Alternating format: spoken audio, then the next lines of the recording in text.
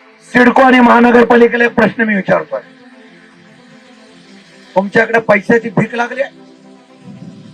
पैसे तुम्ही गरिबाकडून काढता?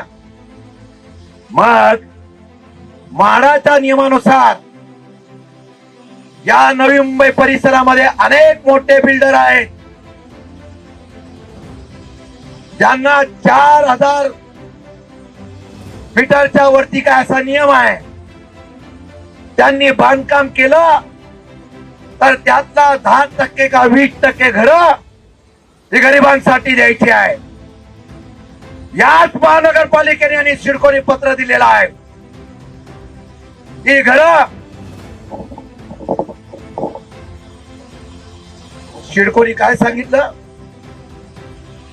की ही घरं जी आहेत आम्ही एक योजना काढलेली आहे आणि या योजनेतून बिल्डर देणारी जी घरं आहेत, आमचा गिरणी कामगार मोर्चा काढतो, अजून त्याला घर मिळत नाही.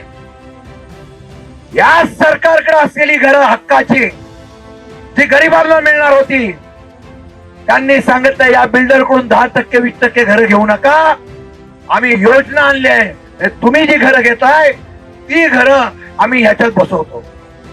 ते बिल्डर काय तुमच्या बापाचे जावई आहेत काय?